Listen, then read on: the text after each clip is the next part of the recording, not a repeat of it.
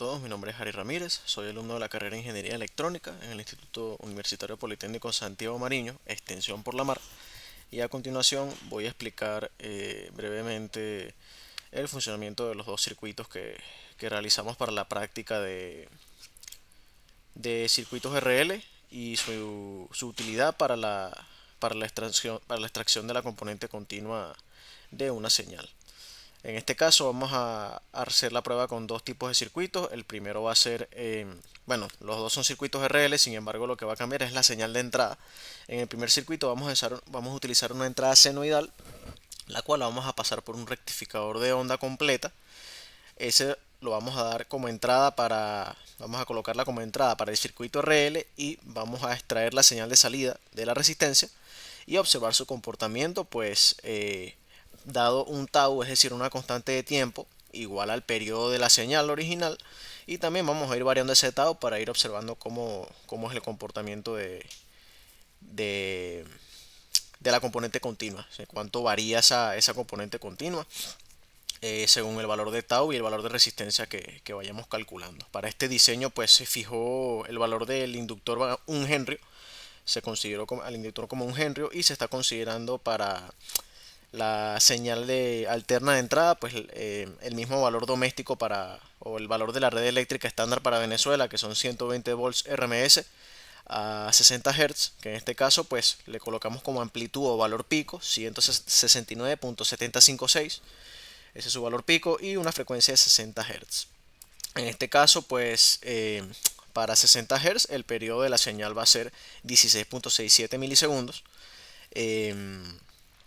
Y pues la constante de tiempo la consideramos como tau igual a 16.67 milisegundos, por ende nuestro valor R va a ser 1 sobre el periodo 16.67 milisegundos, porque es 1, tau es igual a L sobre R, por ende R es igual a L sobre tau, y esto nos va a dar un valor de 60 ohm, que es el que estamos utilizando para este diseño. En el caso de una señal alterna, bien sabemos que su valor promedio o su componente continua no se puede calcular, ya que este no tiene una componente continua en sí, ya que el ciclo positivo se anula con el ciclo negativo. Sin embargo, para una señal rectificada que va a tener pulsos o semiciclos positivos, todos mayores a cero, por así decirlo, ningún pulso negativo, ningún tipo de valor negativo, esta señal sí que se le puede sacar su componente continua. Y al evaluar la integral para el valor promedio de esa función, podemos calcular que el valor va a ser, si no me equivoco, el valor pico sobre pi, según lo calculado. El valor pico 2 por el valor pico sobre pi. Por ende, si hacemos estos cálculos nos debería dar un valor aproximadamente de 108 voltios. Si tomamos como valor pico, pues el valor de la señal de entrada, que debería también ser el mismo valor pico de la señal rectificada, solo que va a tener 2 veces la frecuencia y la mitad del periodo. Por ende, procedemos a hacer la simulación. Conectamos al osciloscopio tanto a la entrada del circuito como a la entrada de la señal rectificada, como a la salida de la resistencia, y podemos observar acá la señal original, que como podemos ver está a 170 volts aproximadamente, que es el valor pico. Acá tenemos la señal rectificada, la cual está a un valor bastante cercano pico al original. A lo mejor tiene una pequeña pérdida por el tema de las caídas de voltaje en los diodos. Y por último tenemos la señal, la componente continua extraída por el circuito RC de la señal rectificada, que en este caso son aproximadamente 110.5, bastante cercano a 108, y bueno, es un valor oscilante entre 110 y más o menos 99.5. Es decir, sí extrae, digamos, la componente continua, pero digamos que todavía hay un pequeño ripple o un pequeño rizo en esa señal. Por ende no es del todo continua, todavía se puede pulir un poco más. ¿Qué sucede si dividimos el tau entre 5? Es decir, aumentamos la resistencia. Para tau igual a 5 sobre tau sobre 5, vamos a tener un valor de 300 ohm. Por ende, vamos a aumentar la resistencia a 300 ohm y vamos a ver el comportamiento del circuito. Como podemos ver, tiene aún más rizo que tenía antes. Ahora oscila entre 129.5 y 79 voltios más o menos. O sea, tiene aún más ripple. la señal está aún menos parecida a lo que se calcularía al valor de 108 ideal de componente DC. Por ende, ya sabemos que dividiendo el tau entre 5, es decir, con una resistencia más grande, la salida es peor. Se comporta de una peor manera para lo que queremos buscar. Por ende, vamos a ir hacia el otro extremo, es decir, vamos a multiplicar tau por 5 tau, que en este caso me da un valor, según la tablita que calculamos acá, me da un valor de 12 ohm para 83.3 milisegundos de tau. Vamos a probar. 12 ohm.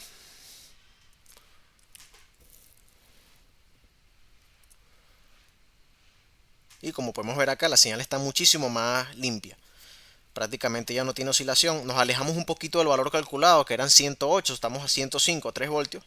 Acá tenemos más o menos 103.5, o sea, 1.5 de variación nada más, o de oscilación, pequeño ripple entre valor máximo y valor mínimo, pero estamos muy cercanos todavía a un pequeño error con respecto al cálculo, un error bastante aceptable. Y digamos que la curva está muchísimo más aplanada, por ende se acerca más a lo que podría ser una componente continua.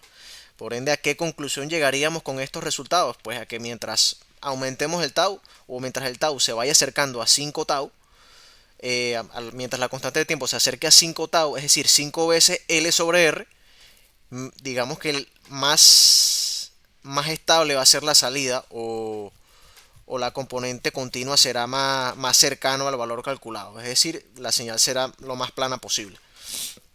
De igual manera, bueno, ya con esto llegamos a esa conclusión. Por acá tenemos una tablita en la que se pueden resumir esos resultados, que fue colocada también en el informe, un pequeño informe para justificar los cálculos.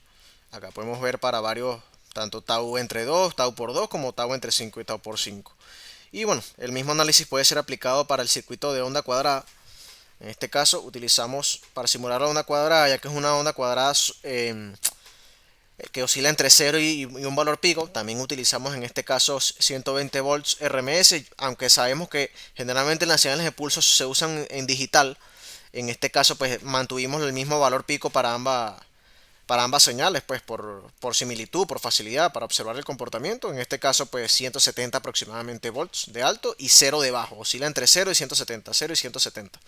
Y le colocamos un ciclo de trabajo de 50%. De esta manera pues el valor de C va a ser simplemente el valor pico entre 2, y pues utilizamos la misma frecuencia de 60 Hz. En este caso procedemos a simular. Me va a abrir el primer osciloscopio, pero yo lo voy a cerrar y voy a abrir el segundo. Ok, como podemos ver acá tenemos nuestra onda cuadrada con un valor pico de 170 aproximadamente, y pues nuestro valor mínimo nuestro menor valor de 0, perfectamente como lo habíamos calculado. En este caso, aplicando, como habíamos dicho, la definición de la componente DC del valor promedio de la señal, nos da aproximadamente voltaje pico entre 2. Realmente, para una onda cuadrada general, para un ciclo de trabajo D, el valor es valor pico por D. Sin embargo, como el ciclo de trabajo es 50%, sería valor pico por 0.5, que es lo mismo que valor pico entre 2. Entonces, por eso de allí viene la fórmula, de la definición general del valor promedio de una onda cuadrada, que es valor pico por el ciclo de trabajo, que en este caso es 50%, porque es mitad del periodo encendido, mitad del periodo apagado, entre comillas, es decir, valor 0 y valor pico, la mitad del tiempo. Como vemos acá, nos produce una salida triangular, similar a triangular. Por lo que vemos también nos genera una onda triangular en la salida. Eso es curioso. Y como valor máximo tenemos 105 voltios y como valor mínimo tenemos 65 voltios. Cabe resaltar, eso me faltó, el valor calculado para la componente DC, valor pico entre 2, debería ser 170, aproximadamente 84, si no me equivoco. Debería ser aproximadamente 84,86, 85, cercano a 85. En este caso nuestra salida nos dio 105 de valor mínimo y 66, 65 más o menos de valor máximo, de valor mínimo 68, casi 69, y de valor máximo 105 valor máximo, 69 valor mínimo. Entonces está un poco alejado. Primero, la oscilación está, o sea, hay una curva bastante, hay una decaída bastante pronunciada acá, una diferencia, una oscilación muy grande entre ambos valores. La diferencia es muy grande y además estamos un poco alejados, más de 20 voltios de diferencia con el valor calculado. Entonces, el tau principal, 1 tau, como vemos, no es muy eficiente para extraer la componente continua. Aquí estamos a 60 ohm. Los cálculos son exactamente los mismos porque estamos manejando la misma frecuencia. Este, la misma frecuencia y sí, el mismo periodo, el mismo tau. Lo que va a variar en este caso es el tipo de señal de entrada que le estamos colocando. Pero por eso la resistencia también se calcula con los mismos valores. Lo que va a cambiar son los valores de salida de voltaje, ya que le estamos dando una entrada de voltaje, por así decirlo, distinta y estamos calculando la componente de C para esa señal es distinta. Es una forma de onda distinta, pero los componentes en este caso se calculan igual, ya que lo que estamos trabajando es con tau y con constantes de tiempo. Bueno, como vemos con ese valor no se acerca mucho, sin embargo si lo variamos a la mitad del tau, en este caso 300 ohm nuevamente, 300 ohm, volvemos a simular y como vemos aún peor está la salida, ya que menos se acerca a una componente continua, es una onda más triangular y hay mucha desviación entre el valor mínimo que da acá 12.5 y acá 156, o sea casi que es una señal alternante triangular. Por ende, pues ya vemos que mientras más dividimos, mientras más disminuimos el tau, menos nos acercamos a la extracción de la componente continua como tal. Por ende, vamos a acercarnos más a 5 tau, colocando 12 ohm, que es el valor que nos da si usamos 5 tau. Y por ende, como vemos, la curva se aplana muchísimo más. En este caso es 88.75, como ven, está bastante cercano a 85, 3, 4 voltios de diferencia. Y como valor mínimo tenemos 80. Hay un poquito de desviación o de diferencia entre 10 voltios, digamos, entre alto y bajo, pero bueno, digamos que a comparación como estaba inicialmente la componente continua, está muchísimo mejor, como podemos ver acá, y bastante más cercano al valor calculado de 85 voltios. Vamos a disminuir incluso un poquito más, a 6, a ver qué tal se comporta. Como vemos acá, muchísimo más, con menos ripple, mucho menos rizo.